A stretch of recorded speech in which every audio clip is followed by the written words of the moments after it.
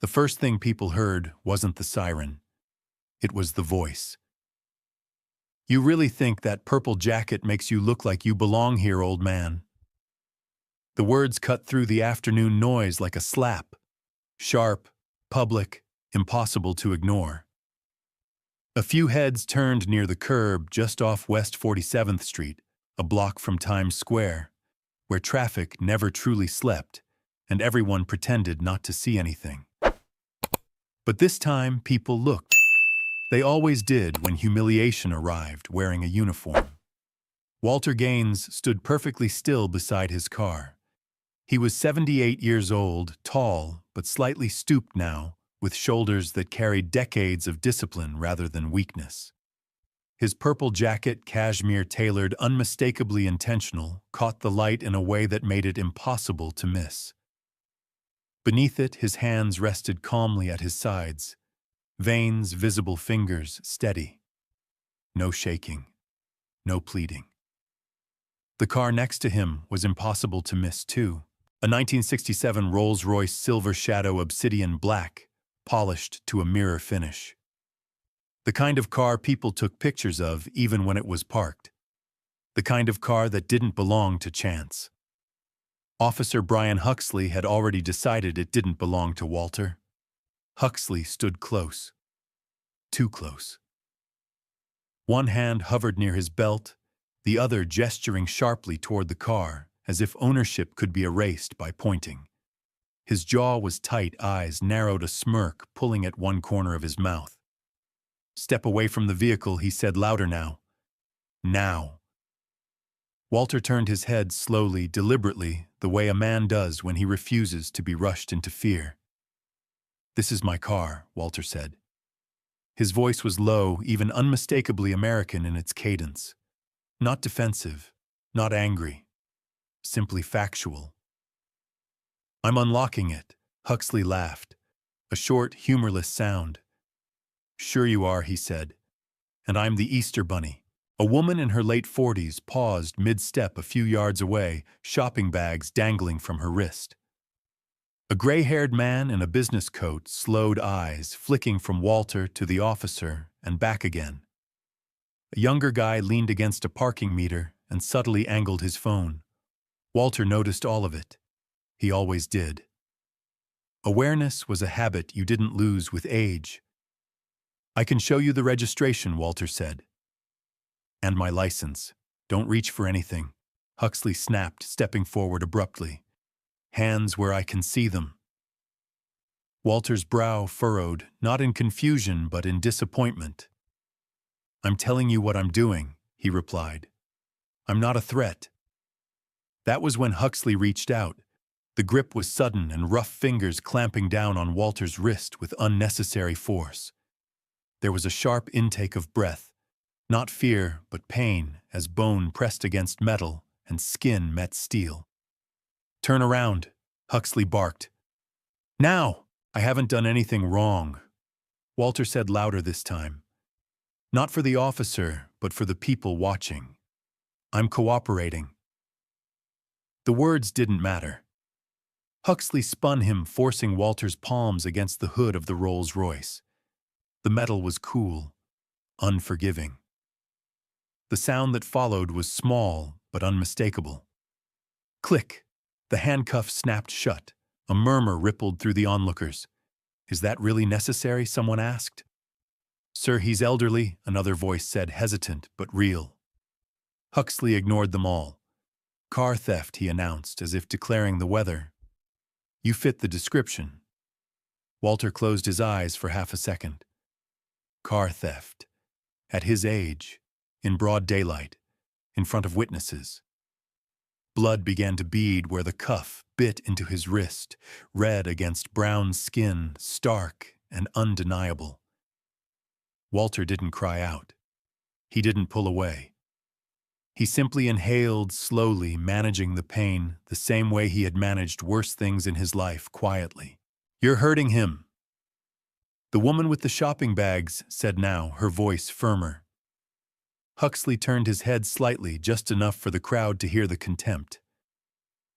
"Mind your business," he said. "This is police work." Walter opened his eyes and looked straight ahead, his reflection warped in the glossy hood of his own car. His face didn't show fear. It showed something heavier. "Sadness, officer," he said carefully. "You're making a mistake." Huxley leaned closer, lowering his voice, savoring the moment. "I know a thief when I see one," he said. "And guys like you don't drive cars like this. Not in this neighborhood." The sentence hung in the air, ugly and unmistakable. The man with the phone didn't hide it anymore. He raised it higher, framing the shot. Walter met his eyes for just a moment and gave the smallest nod. "Keep recording." Huxley reached for the second cuff. Click. The sound echoed louder than it should have. Walter's hands were now locked behind his back. Shoulders pulled tight, breath shallow but controlled. A thin line of blood traced down his wrist, soaking into the cuff. Someone gasped. Someone else swore under their breath. "This is unbelievable," a man said. "He hasn't even checked anything." Walter finally spoke again, his voice steady but weighted. "I've lived in this city longer than you've been alive," he said. "I paid for this car in full. I can prove it in under a minute." Huxley straightened, chest-puffed authority blooming where reason should have been. "You can prove it at the station," he replied. "If you're lucky." He guided Walter forward, not gently. The older man stumbled, once caught himself, and regained his balance without help. The purple jacket had slipped slightly off one shoulder, now wrinkled, marked where Huxley's hand had grabbed him. A passerby shook his head. "Shameful." Another muttered, "Every damn time." Walter heard them all. As he was led toward the patrol car, he lifted his chin, meeting the eyes of the small crowd that had formed. There was no plea in his gaze, no request for sympathy, only dignity intact and unbroken. The door of the cruiser opened. The smell inside was stale and sharp, nothing like the quiet comfort of the car he'd been standing beside moments earlier. Huxley pushed him in the metal seat, unforgiving against aging bones. As the door slammed shut, the sound reverberated down the street. Walter sat upright, hands cuffed, blood drying on steel. Outside, Officer Huxley adjusted his belt, glanced at the phone still recording, and smiled thinly. He had no idea. Not yet. But the moment he would discover who Walter Gaines really was had already begun ticking forward second by second, like a clock he couldn't hear. And when it rang, the sound would be far louder than any siren. Officer Brian Huxley didn't look back as he slid into the driver's seat. He didn't need to. He already knew the story he was going to tell himself and later on paper. The engine turned over. The patrol car eased into traffic siren, off lights dark. No urgency. No doubt. In the back seat, Walter Gaines adjusted his shoulders as much as the cuffs allowed. The angle pulled at old joints, the kind that remembered injuries even when the mind wanted to forget them. He breathed through it, slow and controlled, eyes, forward posture, upright. He had learned long ago that how you sat mattered. How you carried yourself mattered. Even now. "You can relax," Huxley said, glancing at the rearview mirror. "We're just going to clear a few things up." Walter met his eyes in the reflection. "Then I'd appreciate it if you'd loosen the cuffs," he said. "They're cutting off circulation." Huxley smirked. "Funny thing," he replied. "People always get uncomfortable when they're caught." "I haven't been caught doing anything," Walter said evenly. "You didn't even run my plates." "That did it." Huxley's jaw tightened. His grip on the steering wheel hardened. "I know a thief when I see one," he said, "and I don't need a computer to tell me that." The words landed heavy in the cramped space of the cruiser. They weren't shouted. They didn't need to be. They were delivered with the confidence of a man who had said them before and been rewarded for it. In the passenger seat, Officer Daniel Brooks shifted uncomfortably. He was younger, barely 30, his uniform still stiff in the way new fabric always was. He'd been quiet since the arrest, eyes flicking between the road ahead and the reflection of the man behind him.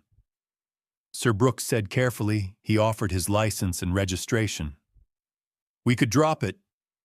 Huxley cut in. "You see that car? You see where we picked him up? That tells me everything I need to know." Walter let out a slow breath through his nose. "You're making assumptions," he said.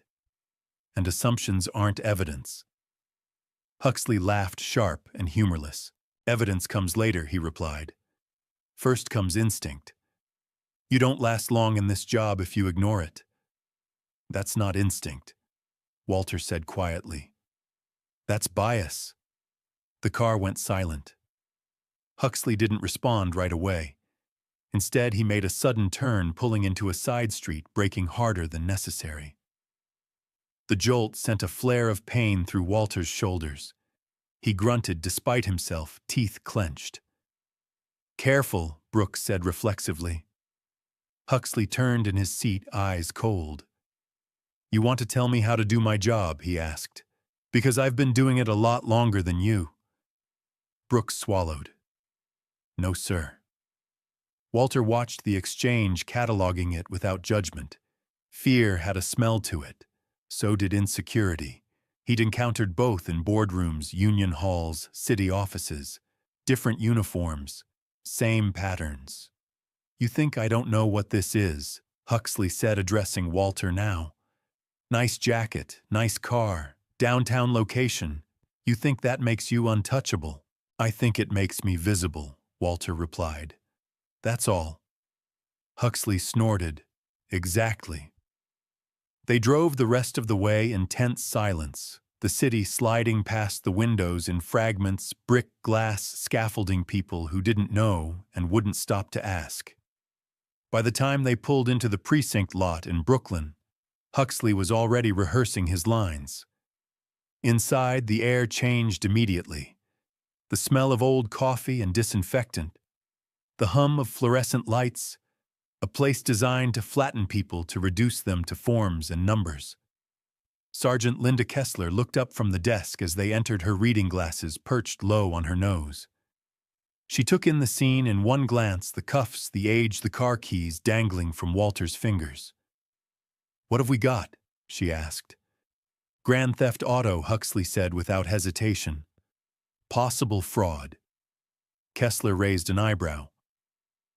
"That," so Walter leaned forward slightly. "Ma'am, my name is Walter Gaines. The car is registered in my name." "I asked the officer to verify." Huxley slammed his hand on the counter. "He's non-compliant," he said. "Been arguing since the stop." "That's not true," Brooks said before he could stop himself. Both heads turned toward him. "I mean," Brooks corrected quickly, "he hasn't been physical." Kessler studied Brooks for a moment, then turned back to Walter. Her expression wasn't hostile. It was worse. It was bored.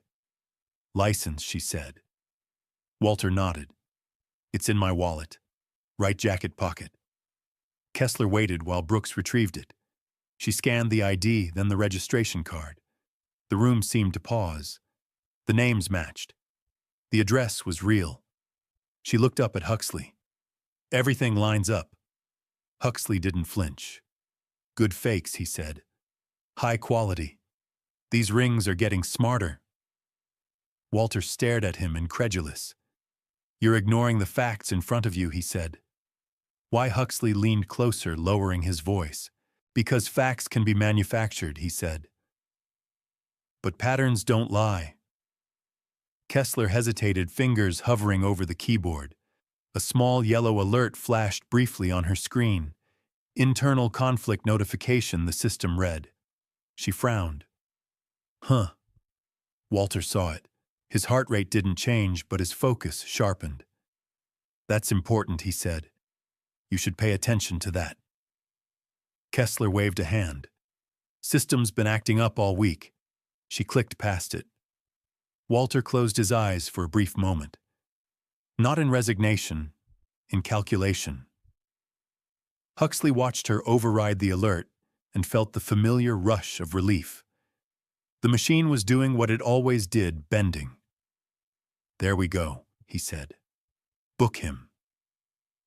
As Brooks guided Walter toward the holding area, he leaned in slightly. "I'm sorry," he whispered. "I don't think this is right." Walter met his eyes. "Then remember this feeling," he said softly. "It's trying to teach you something." Brooks looked away, jaw tight. Behind them, Huxley was already dictating his version of events, voice steady, confident. "You write the report to fit the arrest," he said, to no one in particular. Not the other way around. Walter heard every word, and he remembered them all. The holding room was colder than the rest of the precinct, not because of temperature, but because of intention. The walls were bare, painted a tired beige that had seen decades of stress and sweat. A metal bench ran along one side, bolted to the floor. Walter Gaines sat upright on it, hands still cuffed behind his back. Spine straight, chin lifted just enough to signal that whatever this place was meant to do to him, it hadn't worked yet. Outside the room, Officer Brian Huxley was already at a terminal typing. He typed fast, confident, the way a man does when he's not searching for the truth, only arranging it. Male subject displayed evasive behavior, he muttered under his breath as he typed. Refused to provide clear explanation of ownership. Became argumentative. Across the desk, Sergeant Linda Kessler sipped her coffee and watched the screen without much interest. She'd seen this ritual hundreds of times, words forming a version of reality that would outlive the moment itself. "Age?" she asked. 78, Huxley replied. She paused for half a second, then shrugged. "Doesn't change the charge." Walter could hear them through the thin walls, every keystroke, every word. He closed his eyes, not in exhaustion, but in focus. This was the part people didn't understand. The arrest wasn't the danger. The paperwork was. Officer Daniel Brooks hovered near the doorway, shifting his weight from foot to foot. His badge still shined. His eyes didn't. Sir Brooks said quietly to Huxley the registration did match, and the system flagged something earlier. Maybe we should. Huxley didn't look up. "You want to rewrite my report?" "No, sir." "Then don't interrupt me while I'm doing my job." He hit enter harder than necessary. Walter was escorted out a few minutes later and positioned in front of the booking desk. A camera blinked red, waiting to capture his face at its worst. Walter looked straight into the lens, eyes clear, expression calm. Not defiant, not broken, just present. The flash went off. Kessler glanced at the image on the screen. "Hold still," she said flatly. "Fingerprinting." Walter placed his fingers on the glass panel, the cold surface sending a dull ache through his joints.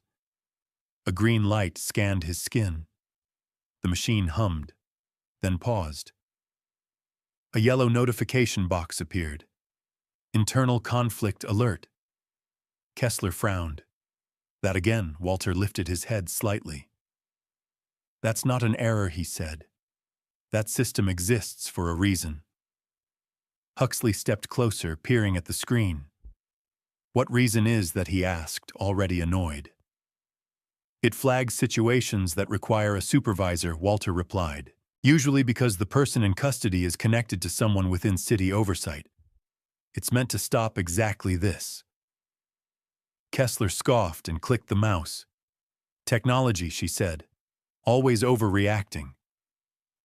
The alert disappeared. Walter exhaled slowly. "You just ignored a safeguard," he said. "That's not a glitch. That's a choice." Huxley finally turned to him. "You don't get to lecture us," he said. "You lost that privilege when you decided to steal a car." Walter met his gaze steadily. "You decided that," he said. "Without evidence." Huxley leaned in. "Evidence comes later." Brooks looked from Walter to the blank screen where the alert had been. His mouth opened, then closed again. Fear won. "Let's get him in holding," Kessler said. "I've got a line of paperwork already backing up." As Walter was led away, Huxley resumed typing. "Suspect displayed signs of nervous agitation," he dictated. "Failed to provide consistent statements." Walter stopped walking. "That's a lie," he said calmly. "I've said the same thing every time." Huxley didn't miss a beat. "See?" he said to Kessler. Argumentative. The holding cell door closed with a metallic clang that echoed longer than it should have. Walter sat down slowly, the bench unforgiving beneath him. His wrists burned, his shoulder throbbed. Still, he did not slump. Time passed differently in that room. Minutes stretched, sounds dulled. Somewhere down the hall, laughter erupted, then faded. Phones rang. A printer jammed. Huxley's voice drifted through the space as he briefed another officer. "You write the report to fit the arrest," he said casually. "Not the other way around. That's how you keep things clean." Walter listened. He thought of the years he'd spent believing systems corrected themselves, that if you did your part, the structure held. He had testified before committees. He had donated to reform initiatives. He had trusted that safeguards mattered, and now he was watching one get erased with a click. Captain Raymond Doyle entered the precinct just after dusk, coat still on eyes, scanning the room with practiced detachment. He paused briefly when he saw Walter through the bars. "What's the charge?" Doyle asked. "Grand theft auto," Huxley replied smoothly. "With potential fraud." Doyle raised an eyebrow. "On him." "Yes, sir." Doyle studied Walter for a moment longer than most had. Then he nodded once. "Bring him to interrogation." Inside the interview room, the lights were harsh and direct. Doyle sat across from Walter, folder and hand posture relaxed. "Mr. Gaines," he began, voice measured, reasonable. "This doesn't have to get complicated." Walter said nothing. Doyle slid a paper across the table. "Unauthorized use of a vehicle. Misdemeanor. Time served. You sign, you walk out tonight." Walter looked at the paper, then up at Doyle. "You're asking me to confess to a crime I didn't commit," he said. "So your department doesn't have to explain why I'm here." Doyle sighed. "I'm offering you a way out." Walter's eyes hardened, not with anger, but with clarity. "This isn't a way out," he said.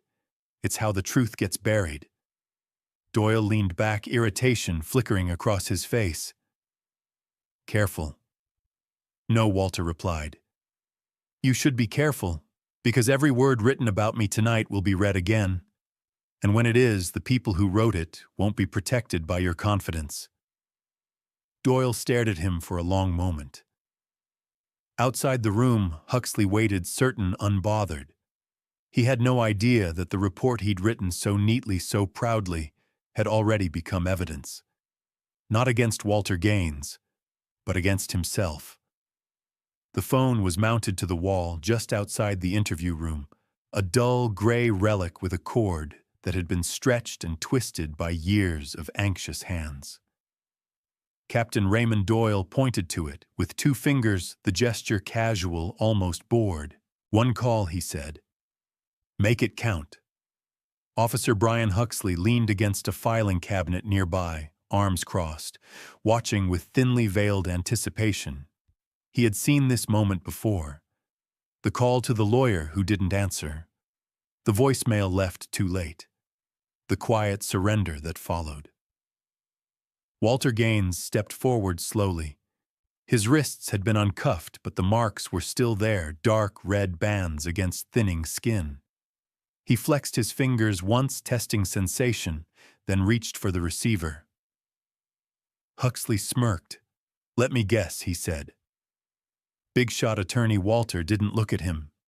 He lifted the receiver, listening to the dial tone for a second longer than necessary. Not because he hesitated, because he was choosing precision. He dialed the number from memory. The phone rang once, then stopped. "Office of the City Police Oversight Commission," a voice answered. Calm, professional, unhurried. "This is Eleanor Park," Eleanor Walter said. His voice softened just slightly. "It's Walter." There was a pause. Not confusion, recognition. "Walter Gaines?" she asked. "Yes." Another pause, this one longer. A chair scraping back, the faint echo of a door closing somewhere on the other end. "Are you all right?" Eleanor asked, her tone sharpening. "Where are you?" "I'm at the Brooklyn precinct," Walter said. "In custody." The room seemed to constrict. Huxley's smirk faded, replaced by something uncertain. He glanced at Doyle, who was now paying closer attention. "In custody for what?" Eleanor asked. Walter's eyes never left Huxley's face. "Grand theft auto," he replied evenly. "They believe I stole my own car." Silence. Then Eleanor spoke again, and her voice was no longer merely professional. "Who is the arresting officer?" Walter turned his head slightly. "Officer Brian Huxley." Huxley straightened. Doyle's eyes flicked to him. "I see," Eleanor said. The calm had drained from her tone, replaced by something colder. "Has a supervisor been notified?" "They bypassed the alert," Walter said. "And I was offered a plea deal." The color drained from Doyle's face. Huxley's mouth opened, closed, opened again. "That won't be necessary," Eleanor said. "Stay exactly where you are." The line went dead. Walter placed the receiver back on its hook with deliberate care. The click echoed louder than it should have. For a moment, no one spoke. Then Huxley laughed. Too loud. Too fast. "Oversight Commission," he said. "What, you got friends in high places now?" Walter turned to face him fully. "No," he said. "I have responsibilities." Doyle stepped forward. "What exactly is your relationship with the commission?" he asked. Walter held his gaze. "I chair it." The words landed without volume, without flourish. They didn't need either. Huxley froze. Not figuratively, literally. The confidence drained from his posture, in real time, shoulders sagging as if gravity had suddenly increased. His mouth hung open, eyes darting from Walter to Doyle and back again, searching for something, anything, that would undo what he'd just heard. That's not funny," he stammered. Walter said nothing. Doyle's expression shifted from irritation to alarm. "You're telling me," he said slowly, "that you oversee misconduct investigations for this department?" Walter nodded once. Huxley's face went pale. His breathing changed, shallow, uneven. A bead of sweat traced a line down his temple. "That's not possible," Huxley whispered. "You would have said something." "I did," Walter replied. "You didn't listen." A sharp, acrid smell cut through the air. Brooks, standing near the doorway, frowned slightly. Then his eyes dropped. So did Doyle's. A dark stain had begun to spread down the front of Huxley's uniform pants, unmistakable in its shape and placement. His hands trembled as he tried too late to shift his stance to hide it. "Jesus," Brooks muttered under his breath. Huxley looked down, looked back up. His face crumpled. "I didn't know," he said, his voice cracking. "If I had known who you were," Walter stepped closer, close enough that Huxley could see the fine lines around his eyes, the wear that came not from age alone, but from watching the same mistakes repeat. "That's the problem," Walter said quietly. "It shouldn't matter who I am." Doyle recovered first. He cleared his throat, straightening his jacket. "This situation," he began, "appears to have escalated unnecessarily." "Unnecessarily?" Walter asked. "I was handcuffed, injured, lied about, offered a false confession." Doyle didn't answer. The sound of hurried footsteps echoed down the hall. Doors opened, voices hushed, Eleanor Park entered the precinct moments later, flanked by 2 aides and a uniformed officer from Internal Affairs. She took in the scene at a glance, Walter standing calm and upright, Huxley shaking Doyle, pale and silent. She walked directly to Walter. "Are you hurt?" she asked. "I'll recover," Walter said. "Others may not." Eleanor turned to Doyle. "Captain," she said, "you're relieved of decision-making authority in this matter, effective immediately." Doyle nodded stiffly. Her gaze shifted to Huxley. She didn't speak to him. She didn't need to. Internal Affairs stepped forward. Officer Brian Huxley, the IA detective, said, "Turn around. Hands behind your back." Huxley's knees buckled slightly as the cuffs closed around his wrists. Click. The sound was softer this time, no less final. Walter watched as Huxley was led away, his head bowed, his uniform ruined in more ways than one. There was no satisfaction in Walter's expression, only gravity. Eleanor placed a hand on his arm. "You did the right thing," she said. Walter looked around the precinct, the desks, the screens, the people pretending not to stare. "I did the necessary thing," he replied. "There's a difference." The system, for the first time that day, had been forced to look at itself, and it did not like what it saw. The courtroom was quiet in the way serious places always are, not silent, but heavy. The kind of quiet that presses down on your shoulders and forces you to sit straighter, to listen harder. Sunlight filtered through tall windows, catching dust in the air, illuminating rows of wooden benches worn smooth by decades of waiting. Walter Gaines sat in the front row, hands folded loosely in his lap. The bruising around his wrists had faded to yellow and green. His shoulder still ached when he moved it the wrong way, a reminder that time did not forgive quickly. He wore a simple navy jacket today, no purple, no statement. He didn't need one anymore. The truth had already spoken. Across the room, Officer Brian Huxley sat at the defense table. Or rather, he slouched. The man who had once filled space with swagger now seemed to shrink into his chair, shoulders, rounded eyes fixed on nothing in particular. His uniform was gone, replaced by an ill-fitting suit that looked borrowed. The confidence that once animated his voice had evaporated, leaving only something hollow behind. Captain Raymond Doyle sat 2 seats down, jaw-clenched, hands gripping the edge of the table, as if it were the only solid thing left in his world. He avoided Walter's gaze entirely. When the judge entered, everyone rose. The proceedings moved with a steady inevitability. Evidence. Testimony. Body camera footage played without commentary, its images far louder than any words could be.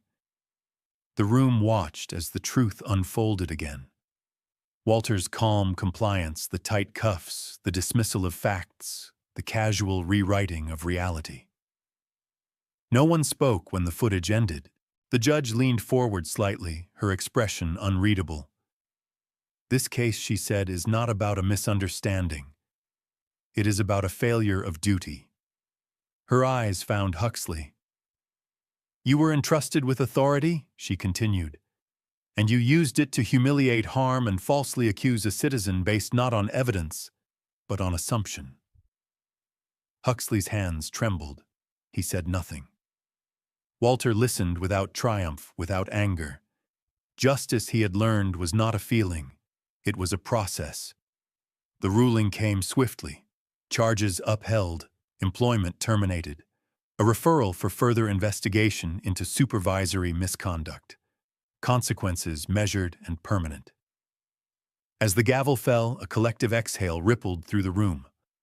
Outside, the city went on. Weeks passed. The story didn't disappear as some stories do. It lingered. It was discussed at kitchen tables and break rooms, on late-night talk shows that tried and failed to turn it into a punchline. It was debated by people who disagreed on almost everything else. But one image remained fixed in the public imagination, an elderly black man in handcuffs standing beside a car he owned, accused of a crime he hadn't committed. Walter returned to his routines slowly. Morning walks. Coffee at the same diner where the waitress knew his order. Occasional meetings at City Hall, now more frequent than before. Not because he sought them, but because people asked. Officer Daniel Brooks came to see him one afternoon. They sat across from each other in a quiet park near the river, the sounds of traffic softened by distance and trees. Brooks looked different out of uniform, younger, somehow less rigid. "I gave a statement," Brooks said after a long pause, "about everything. The report, the alert, the pressure." Walter nodded. That took courage. Brooks swallowed. "I should have spoken up sooner." "Yes," Walter said. "You should have. The words weren't harsh. They didn't need to be.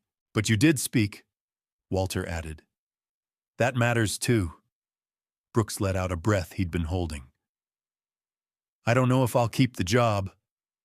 Walter looked out at the water, sunlight dancing across its surface. "Then you'll find another way to serve," he said. "Character isn't tied to a badge." Changes followed, as changes often do when denial becomes impossible. New training protocols, clearer intervention policies, a requirement that any alert, no matter how inconvenient, be reviewed by an independent supervisor. Words like accountability and transparency appeared more often, though Walter knew words alone were never enough. One afternoon, months later, Walter stood in front of a room filled with recruits at the police academy. Men and women of every background sat straight-backed, notebooks, open eyes forward. He didn't raise his voice. "I'm not here because of who I am," he told them.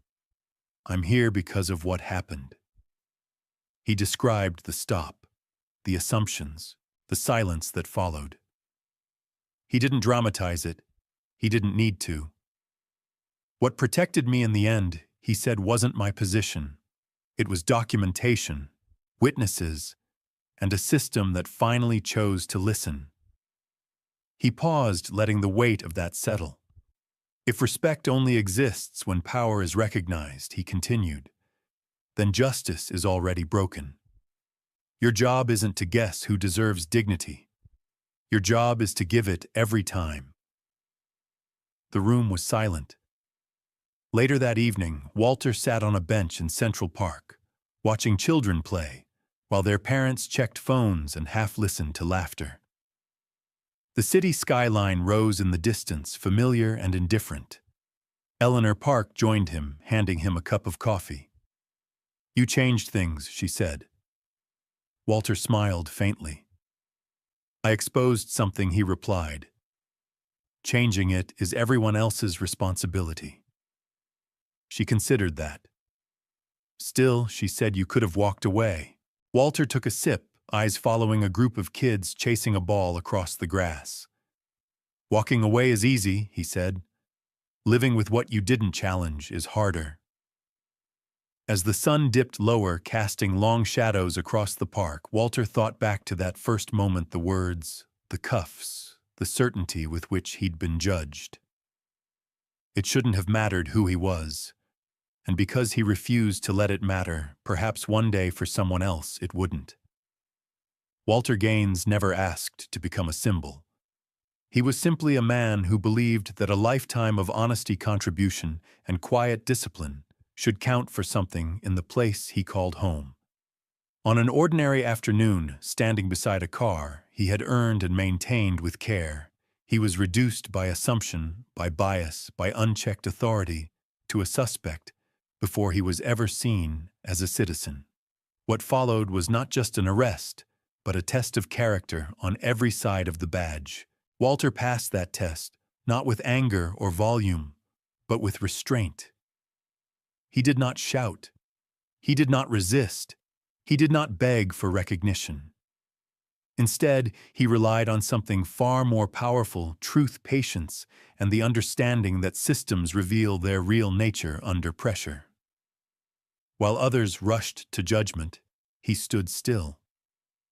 While paperwork was twisted to fit a narrative, he remembered every word. And when the moment came to speak, he spoke clearly, decisively, and without malice. The collapse that followed was not dramatic because of punishment, it was dramatic because of exposure. Officer Brian Huxley did not unravel because Walter sought revenge. He unraveled because the reality he had ignored finally confronted him. The power he believed he controlled vanished the instant accountability entered the room. And in that moment of fear and humiliation, the true imbalance was revealed. Authority without integrity is fragile, and confidence built on prejudice cannot survive the light. What makes this story matter is not who Walter Gaines turned out to be. It is who he already was. The lesson here is simple but not easy. Dignity is not something to be granted selectively. Respect is not a reward for status, and justice cannot depend on whether someone looks like they belong. In everyday life, this applies far beyond policing. It applies to workplaces where assumptions replace listening, to communities where people are judged before they speak, to moments when staying silent feels safer than doing what is right. For those watching, especially in a world that feels increasingly divided, the takeaway is this character is revealed in ordinary decisions, in whether you pause before judging, in whether you question a narrative that feels convenient, in whether you speak up when something feels wrong even if your voice shakes. And if you ever find yourself on the other side of power, remember this story. Remember that true authority is not about control. It's about responsibility, about restraint, about understanding that how you treat someone when you think it doesn't matter is exactly who you are. Stories like this don't exist to shame. They exist to remind us of what's possible when accountability replaces arrogance and when one person refuses to let injustice pass quietly. If this story made you think, if it challenged you, or if it reminded you why these conversations still matter, please support the channel by subscribing. Your support helps us continue telling stories that hold power to account, explore hard truths, and inspire a better standard for all of us. Thank you for watching. And remember, justice only works when we all insist on it.